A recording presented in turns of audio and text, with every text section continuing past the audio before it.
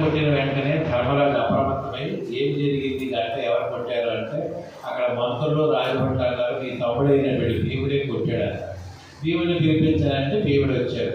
ఎవరైనా గంటను కొట్టామంటే మరి గంట కొట్టకపోతే ఏం చేస్తారు రాజా, మీరు మృత్యువుని జయించారు కదా, బ్రాహ్మణుడి మీదకి ఆర్థిక సాయంకి వస్తే రేపు ఇస్తాను అంటే రేపటి వరకు మీరు ఉంటారు అంటే మీరు మృత్యువుని జయించినట్టు కదా అన్నారు. అప్పుడు ధర్మరాజు వెంటనే తెలుసుకొని చేసిన అపరాధాన్ని తనలో కలిసి బ్రాహ్మణుని పిలిపించి వెంటనే దానాన్ని అందించారు. కాబట్టి మానవ జీవితం క్షణభంగురం, మరి కాసేపు ఉంటుందో లేదో మనకు తెలియదు, కానీ వాయిదాలు వేసే పని లేదు. కాబట్టి మళ్ళీ రాదు ఈ జన్మ, వస్తుందని గ్యారంటీ లేదు. చాలామంది చెబుతుంటారు మానవ జన్మలో ఉన్నవాడు మానవ జన్మే వస్తుంది, ఇవేమొచ్చి శాస్త్ర విహితమైనటువంటి కర్మలు చేయకుండా మరి అటువంటి దుష్కర్మలు చేసినట్టయితే మళ్ళీ వస్తుందని గ్యారంటీ ఉంది కనుక ఎప్పుడు కావాలో అప్పుడే కర్మలు శాస్త్రవిహితమైన కర్మ చేయాలి. ఎందుకు చేయాలి? ఈ శరీరము శాశ్వతము కాదు. ఇది ఎవరంటున్నారు? మనకి యోగ వాసిష్టంలో కూడా వశిష్ఠ మహర్షి రామచంద్రునికి బోధిస్తున్నారు. రామచంద్ర, ఈ అనిత్యమైనటువంటి జీవితం, మరి రామచంద్రుడు ఎవడు? సాక్షాత్తు శ్రీమహావిష్ణు అవతారమైనప్పటికీ అంతటి వారికి కూడా గురువే. ఢిల్లీకి రాజైన తగిన కుమారుడే కదా. మానదు దేహమే విధమునన్ రక్షించి ఘోషించినన్ రాగన్ మానవు హాని వృద్ధులు మహారణ్యంబులో దాగినన్ కాకన్ మానవు పూర్వజన్మ కృతంబుల్ కాగల్గురద్ధంబులన్ లేఖన్ మానవు ఎంత జాలి పడినన్ లేముల్ సిరుల్ రాఘవా.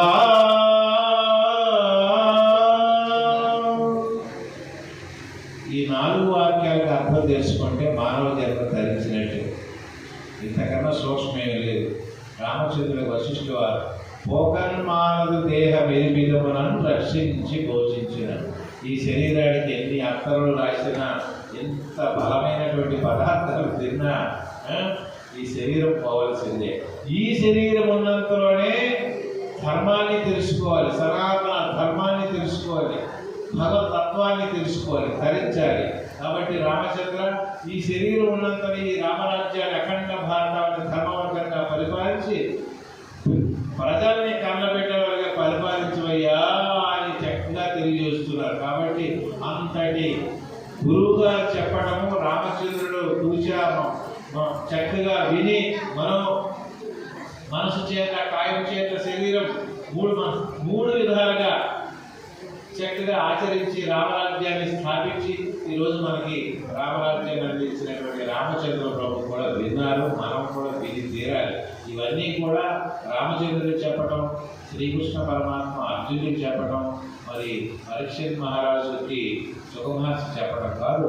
వారందరూ కూడా జీవన్ముక్తులు, నిత్యముక్తులు. వాడు కలియుగంలో మానవులు అల్పబుద్ధితో అల్పాయుషతో ఉంటారు కాబట్టి అల్పజ్ఞానంతో అజ్ఞానంతో ఉంటారని వాళ్ళందరినీ నిమిత్తం చేసుకొని వాళ్ళందరూ కూడా మా అందరికీ తెలియజేశారు. మీరు కూడా ఈ విధంగా నడవాలి, ముందుకు వెళ్ళాలని. రాకన్మానవు హాని వృద్ధులు మహారణ్యంబులో దాగిన. హాని అంటే కష్టాలు, వృద్ధులు అంటే వృద్ధాప్యం. ఎన్ని కష్టము సుఖమని రెండు ఉన్నాయి, ద్వంద్వాలు ఇవన్నీ కూడా. జ్ఞానికి ఏమీ లేవు. జ్ఞానికి కష్టం ఉందా, సుఖం ఉందా? మరి అటువంటిప్పుడు వృద్ధాప్యం వస్తుందని తెలుసు, కష్టాలు వస్తాయని ఎలా తెలుసు? కష్టం ఉంటుంటే పక్కన సుఖం ఉంటుందంట. మహాభారతంలో ద్రౌపది అరణ్యవాసుల కష్టాలన్నీ పడుతూ మరి అన్నయ్య అయినటువంటి శ్రీకృష్ణ పరమాత్మకి గట్టిగా అన్నయ్య అని కేక వేసింది అరణ్యంలో. వెంటనే కృష్ణుడు మరి చెల్లమ్మ పిలిచింది కదా అని వెంటనే వెళ్ళి, ఏంటమ్మా నీ కష్టాలంటే, అరణ్యవాసంలో పడుతున్నటువంటి కష్టాలన్నీ క్యాసెట్ అంతా ఓపెన్ చేసి సాయంకాలం వరకు చెప్పింది. కృష్ణుడు చక్కగా విన్నాడు. వింటూ వెళ్ళిపోయే ముందు ఏదైనా కొంతకాలమే తల్లి అని చెప్పి వెళ్ళిపోయాడు. ద్రౌపది మాత ఏమనుకున్నారు? ఉదయం నుండి ఇప్పటి వరకు ఇన్ని కష్టాలు చెప్తే ఒక్క మాట కూడా సమాధానం చెప్పకుండా ఏదైనా కొత్త కాలంలో వెళ్ళిపోతారా అని ధర్మరాజు చెప్పారు. అన్నయ్య వచ్చారు, ఈ కష్టాలన్నీ చెప్పాను, కనీసం దాని పరిష్కారం ఏం చెప్పకుండా వెళ్ళిపోయారంటే ధర్మరాజు అన్నారు, భగవాన్ ఎప్పుడు కూడా ఆడినటువంటి పలుకుల్లో మాటల్లో పరమార్థం ఉంటుంది, అది నువ్వు గ్రహించలేకపోతున్నావు. ఏదైనా కొంతకాలం అంటే కష్టమైన కొంతకాలమే, ఆనందమైన కొంతకాలం ఉంటుందమ్మా. ఇప్పుడు నువ్వు కష్టపడుతున్నావు, రానుంది ఆనందమే.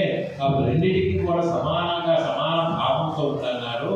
పరమాత్మ అది చెప్పారంటే ఆ మాటలో అంత అర్థం ఉందా అంటే ఇక్కడ కూడా కష్ట సుఖాలు, దుఃఖాలు, కష్టాలు, సుఖాలు అన్నీ కూడా పొందాలి. మరి జ్ఞానికి ఎప్పుడు కూడా ఆనందంతోనే ఉంటాడు. ఎందుకు ఆనందంతో ఉంటాడు? జ్ఞానికి కష్టము ఉండదు, జ్ఞానికి దుఃఖము ఉండదు, జ్ఞానికి కోరిక ఉండదు. ఎందుకు ఉండదు చెప్పండి?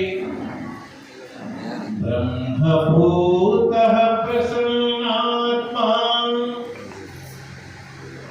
న శోచతి న కాంక్షతి సమసర్వేషు భూతేషు మద్భక్తిం లభతే పరాం. బ్రహ్మభూత ప్రసన్నాత్మ నా శోచతి నా కాంక్షతి. ఆత్మ సాక్షాత్కారం పొందినటువంటి వ్యక్తి, ఆత్మానుభూతి పొందినటువంటి వ్యక్తికి దుఃఖము లేదు, కోరిక లేదు. ఎందుకు లేదు? జ్ఞానికి దుఃఖము లేదు, కోరిక లేదు అంటే మరి జ్ఞాని అనేవాడు ఏం ఊహిస్తున్నాడు? విశ్వమంతగా ఉన్నది నేను ఒక్కడే తప్ప, నా తప్ప ఇంకొకటి లేదు. మీకు 7వ అధ్యాయంలో కూడా విజ్ఞాన యోగంలో కూడా మత్త పరతరం నా నెక్కించేదస్తి ధనంజయ. అర్జున, నా తప్ప ఇంకొకటి ఈ విశ్వములో లేదు. ఎవరన్నారు ఈ మాట? ఎవరన్నారు? కృష్ణుడు అన్నాడు. ఎవరన్నారు? నా తప్ప ఇంకొక వస్తువు కానీ ఇంకొక పదార్థం కానీ విశ్వంలో లేదు. ఇక్కడేమన్నారు? బ్రహ్మభూత ప్రసన్నాత్మ నశోచతి నకాంక్షతి. ఆత్మ సాక్షాత్కారం పొందిన వ్యక్తికి దుఃఖము లేదు, కోరిక లేదు. ఇక్కడేమన్నారు? నా తప్ప ఇంకొకటి లేదు. ఎవరన్నారు? కృష్ణ. కృష్ణ అంటే అర్థం ఏంటి? కృష్ణ అంటే అపరిమితమైన, నా అంటే ఆనందము. అపరిమితమైనటువంటి ఆనంద తత్వమే పరమాత్మ. పరమాత్మ ఎక్కడున్నారు? సకల చరాచర జీవకోటిలో చైతన్య రూపంతో మన యందు ఉన్నారు. మనందరిలో ఇప్పుడు కృష్ణుడు ఉన్నాడా లేదా? ఉన్నాడా లేదా? చైతన్యం ఉందా లేదా? అంటే మనందరం కృష్ణ స్వరూపమే కదా. కాబట్టి కృష్ణుడికి ఉన్నటువంటి గుణాలు ఒకటే మన దగ్గర లేవు. ఆయన ఆచరిస్తున్నాడు, ఆచరణలో ఉన్నాడు, నిత్యానందంలో ఉన్నాడు. మనం నిత్యానందంలో ఎందుకు లేకపోతున్నాము? కల్పించిన వస్తువు సత్యం అనుకుంటున్నాం, కల్పించిన వస్తువే శాశ్వతం అనుకుంటున్నాం, దాన్ని పట్టుకొని తిరుగుతున్నాం. అందువల్లే మనకు మోక్షం అనేది దూరం అవుతుంది.